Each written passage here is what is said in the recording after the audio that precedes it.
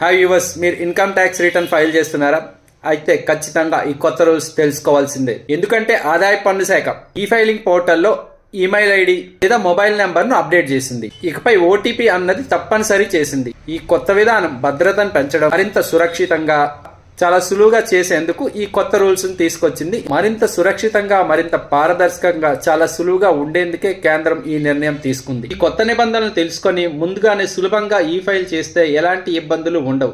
కొత్త నిబంధనలు తెలుసుకొని ఫైల్ చేస్తే ముందుగా ఎలాంటి సమస్యలు లేకుండా ఈజీగా మనం రిటర్న్స్ ఫైల్ చేయొచ్చు. ఈ కొత్త రూల్ అనధికారిక మార్పుల్ని ఖచ్చితంగా నియంత్రించగలదు. మనం రిటర్న్ ఫైల్ చేస్తున్నప్పుడు ఆధార్తో లింక్ అయిన మొబైల్కి ఖచ్చితంగా ఓటీపీ వస్తుంది. సో దీని ద్వారా ఎవరైతే నిజమైన ఖాతాదారుడు ఉంటారో వారు మాత్రమే ఈ మార్పులు చేయగలుగుతారు. ఒకవేళ వేరే వాళ్ళు చేసినా ఖచ్చితంగా మనకి ఓటీపీ అనేది వస్తుంది కాబట్టి, సో అది మనం కాకపోతే ఖచ్చితంగా అది వేరే వాళ్ళు చేయడానికి అవ్వదు. కాబట్టి ఎవరైతే నిజమైన వినియోగదారుడు ఉంటారో వారు మాత్రమే మార్పులు చేర్పులు చేసుకోవడానికి అవకాశం ఉంటుంది. సో దీనివల్ల దుర్వినియోగం అనేది చాలా వరకు తగ్గుతుంది. ఇది ఖాతా హ్యాకింగ్ అవ్వచ్చు లేదా దుర్వినియోగం అవ్వచ్చు, వీటిని ఖచ్చితంగా నివారిస్తుందని కేంద్రం చెప్తోంది.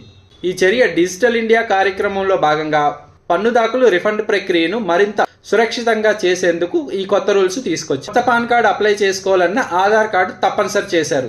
ఆ పాన్ కార్డుకి సంబంధించి అప్లై చేసుకోవాలంటే ఖచ్చితంగా ఆధార్ లింక్ అయిన మొబైల్కి ఓటీపీ వస్తుంది. ఆధార్ లింక్ లేకుండా పాన్ కార్డు అనేది అసలు జారీ చేయరు. ఎవరికైతే ఓటీపీ వస్తుందో వారికి మాత్రమే కొత్తగా పాన్ కార్డులు జారీ చేస్తున్నారు. అయితే డేట్ ఆఫ్ బర్త్ సర్టిఫికేట్ లేదా ఇతర గుర్తింపు పొందిన ఐడి కార్డులు ఉంటే ఆ పాన్ కార్డును పొందే అవకాశం ఉండేది.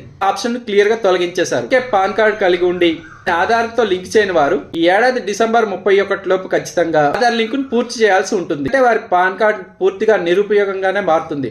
ఆలస్యంగా లింక్ చేసుకుంటే మీకు 1000 రూపాయలకు పైగా జరిమానా విధిస్తారు. పోర్టల్లో సంప్రదింపుల వివరాలను మార్చాలనుకునేవారు ఆధార్తో లింక్ అయిన మొబైల్ వచ్చే ఓటీపీని ఉపయోగించి ఈ ప్రక్రియను పూర్తి చేయాల్సి ఉంటుంది.